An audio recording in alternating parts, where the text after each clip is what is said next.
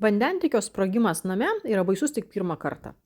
Svarbiausia yra nepulti į paniką ir žinoti svarbiausius dalykus. O tai yra gręžinio siurblio išjungimas ir hidroforo išjungimas. Štai čia yra mano gręžinio siurblio išjungimas, apie kurį aš nežinojau egzistuojant. Dėl to ir puoliau į paniką.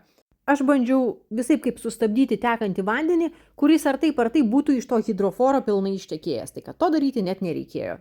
Pasirodo, vakar man nereikėjo šitų šūdų atjunginėti. Tai reikėjo išjungti šitą, čia yra siurblio įjungėjas. Tai jį išjungiau šiandien. Čia yra hidroforo elektra. Viskas ok, jinai atjungta, bet reikėjo išjungti šitą. Ir viskas, ir čia yra visa santechnika. Ir po to reikės pakeisti va šitą dalį. Va šitą dalį, kuri yra, nežinau, sprogusi, pažeista. Nu ir viso, ir dabar čia yra mano siurbliukas. Semsiu vandenį ir išsiurbinėsiu lauką.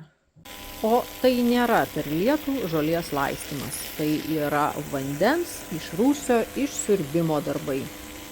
Aš gal per gyvenimą ir nelabai ką te užgyvenau, bet bent jau turiu nuosavą siurblį. Kai Rūsyje liko mažiau nei 15 cm vandens, teko išgrebinėti viską rankytėmis. Veždama daiktus iš senojo sodo į naująjį sodą, aš planavau išmesti siurblį, nes naujajame sode nėra prūdo. Jėzus tu Marija, kaip gerai, kad aš jį pasilikau. Nieko nemeskit, kaupkit viską, ką galit, nes ūkyje susgadys. Kol mano siurbliukas išsiurbinėja pribėgusi vandenį, papasakosiu, ką matau Rūsy. Rūsy buvau vienas iki gyvenime ir tada nusipirkau šitą namelį. Čia, kas yra, čia per daiktas, aš net nežinau, bet tikrai ne šašlykinė. Čia tiesiog šlamštas, labai reikalingas daiktas, kažkokių gyvių ant žemės negyvų. Čia irgi nelabai žnekas, o čia turbūt labai daug dažų, visokiausių likučių. Celofanas, batai ir visokie tokie dalykai. Taigi ateityje aš visą tai išmesiu, bet aš tikėjausi, kad man neprireiks iš tą rūsinę eiti. Bet pasirodė, kad ne šiaip prireikė, bet dar ir leidau čia visą penktadienio naktį.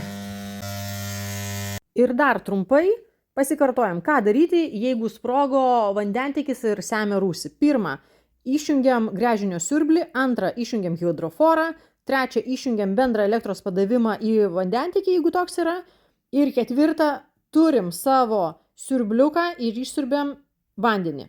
Jokios panikos ir jokio streso. Aš nuo streso vos nenumiriau, tad labai lengva dabar praėjus laikui kalbėti.